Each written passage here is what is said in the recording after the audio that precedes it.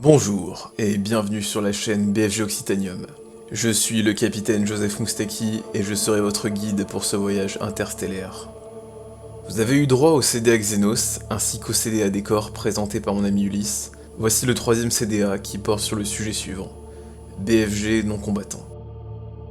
Il fallait, pour ce CDA, réaliser une pièce pour le jeu Battlefield Gothic qui ne soit pas un vaisseau de guerre, mais plutôt aller voir du côté des navires civils, ou de maintenance, en somme, ceux qui travaillent dans l'ombre pour permettre à la guerre éternelle de continuer. Il était également possible d'aller explorer peut-être la faune du vide intergalactique. Embarquons, chers amis, pour ce périple. La première entrée est celle de Yogi-Yog, qui nous emmène dans la nébuleuse de Nebula Planaise. Un territoire dangereux et encore sauvage, où chaque recoin de l'espace peut s'avérer mortel. De nombreuses créatures spatiales vivent encore dans ce tumultueux océan noir, bien loin d'être domptées par l'Imperium.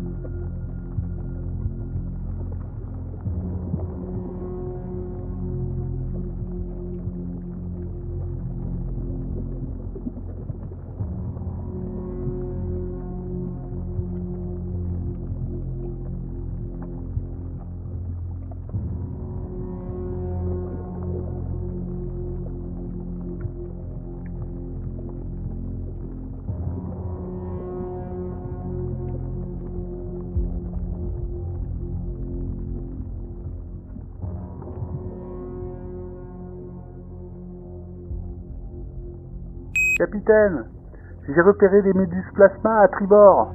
Timonier, barre à bâbord. Éloignez-nous de ces méduses. Si ces animaux nous touchent, nous subirons de graves avaries. Le plasma qui les compose est redoutable. Convoi numéro 2. N'entrez pas dans ce champ d'astéroïdes. C'est le territoire de la mort bleue. Ici convoi numéro 2. Nous sommes attaqués par...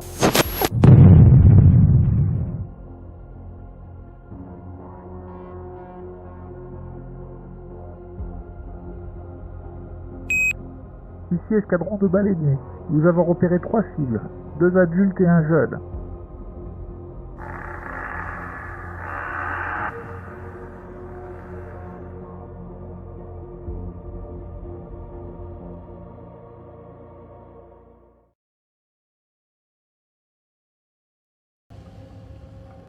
Pour notre seconde entrée, nous avons le travail de Carlos, dans le système Andoril et Catalona. Les vaisseaux intrasystèmes de type laborieux sont des appareils de soutien civil polyvalents avec plusieurs configurations. Transport de marchandises, ravitailleurs en eau ou en carburant, convoyeurs d'astéroïdes ou de mégastructures, etc., etc. Certains Tech Historitor affirment qu'ils sont les lointains descendants d'engins qui ont permis la colonisation du système solaire. Les conditions de vie à bord sont en dessous des conditions qu'on peut trouver sur les vaisseaux avec des moteurs warp. Pas de système de gravité artificielle, système de survie basique, moteur à combustion atomique capricieux. Les appareils sont considérés comme du consommable et n'ont pas de nom, juste des matricules. Les équipages leur donnent parfois des surnoms néanmoins. Ils sont présents en masse dans les systèmes d'Andoril et de Catalona, rattachés aux installations spatiales de la marine. Une grande majorité de ces vaisseaux sont utilisés dans le cadre de réparation et de ravitaillement des navires de guerre. Ils sont coordonnés par des plateformes du Mechanicus. Ils supervisent les équipes de travail sur les chantiers et des technoprêtres spécialisés se chargent des systèmes sophistiqués qui ont besoin de leur savoir mystique, comme les radars et autres systèmes de détection, les différents appareils de communication, les champs gaillards, etc., etc.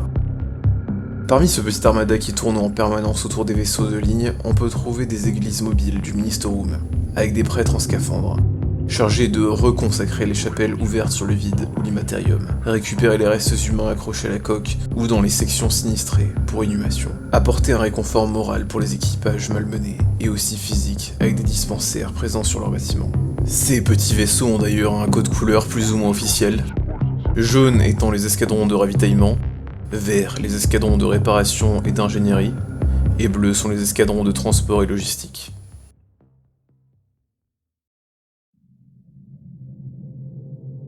En troisième, nous avons l'entrée d'Albion, dans le système Écarlate. Ce système est comme tous les systèmes à peu près normaux, composé de planètes, lunes et de divers champs d'astéroïdes. La particularité de ce lieu est en effet la quantité de ces champs.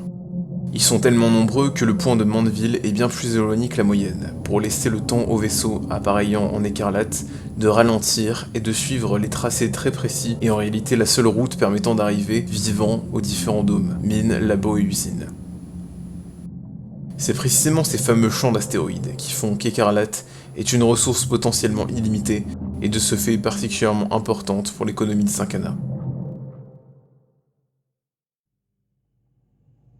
Nous passons à la quatrième entrée de ce CDA, dans les confins de Martyrum. Voici 0.K3, station de minage autour de Malum, une lune riche en adamantium, qui est également un lieu temporaire d'habitation d'un ver foreur andorien presque adulte, par Ulysse.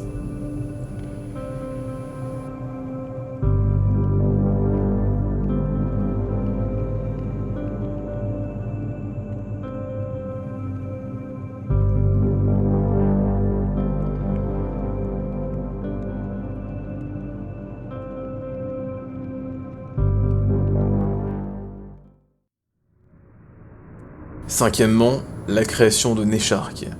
Il s'agit du Gandharva, un transporteur super lourd escorté par la Battlefleet Akula, dans le sous-secteur Helveticum.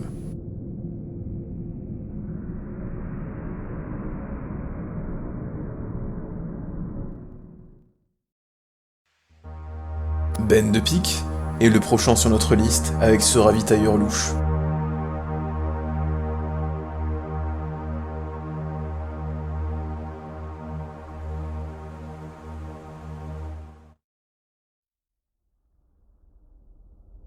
Eugerne, la septième entrée de ce CDA, nous gratifie d'une station spatiale de toute beauté. Aux abords de Nogawis, la géante gazeuse du système Yakour, une créature semblable aux anciennes baleines de Sainte Terra, se souvient de l'époque où les vaisseaux tauriciens venaient se ravitailler dans les stations de raffinage de ce monde paisible.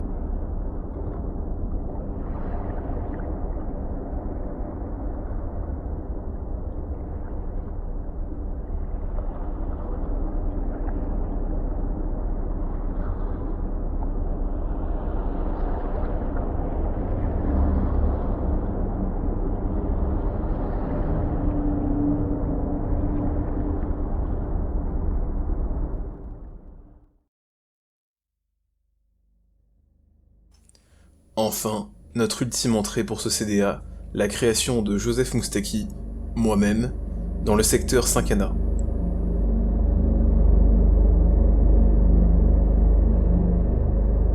Le crabe poulpe de Syncana. Dans les champs d'astéroïdes du groupement de Syncana, d'étranges animaux pullulent dans le vide glacé. Le crabe poulpe en fait partie. Cet animal au corps spongieux se camoufle dans les creux des astéroïdes et se nourrit des radiations venant du vide spatial, de minéraux présents dans la roche des astéroïdes et parfois de tout ce qui passe à sa portée. Cette bête se reproduit lentement mais grandit toute sa vie, et l'animal ne semble pas affecté par la vieillesse. Ainsi, le crabe poulpe peut atteindre des tailles titanesques, et peut, si un vaisseau passe à sa portée, le gober tout rond avec ses appendices.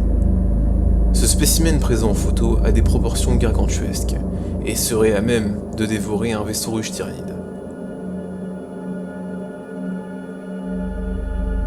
Malheureusement, je n'avais pas pu finir à temps toutes mes créations, alors les voici une fois faites. Voici le limon de Syncana. Le limon de Syncana est un amalgame de micro-organismes extrémophiles vivant dans l'espace, comparable à certains organismes vivant dans les profondeurs des anciens océans de Terra. Les organismes qui composent ce limon produisent autour d'eux une poche de gaz très corrosif qui leur permet de se mouvoir dans l'espace. Cette masse informe et lente n'est pas très agile, mais si un vaisseau a le malheur de se prendre dans cet amas, il peut subir de sérieux dommages.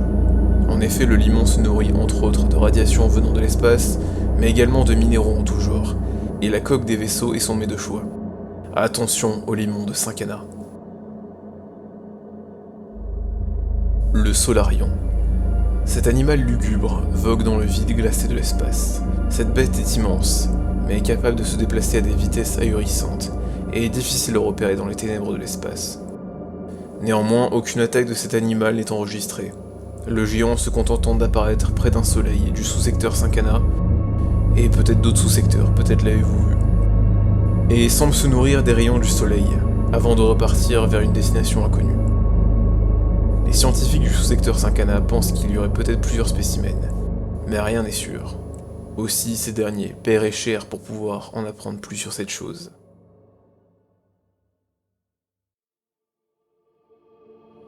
C'était notre 3e CDA sur le thème des non-combattants à BFG. J'espère que cette vidéo vous aura diverti. Merci aux participants des CDA et à toute l'équipe d'Occitanium. Nous espérons vous proposer des vidéos de plus haut vol, si j'ose dire, sous peu, nous travaillons pour cela en tout cas. C'était le capitaine Joseph Moustaki pour vous servir. A bientôt, fin de transmission.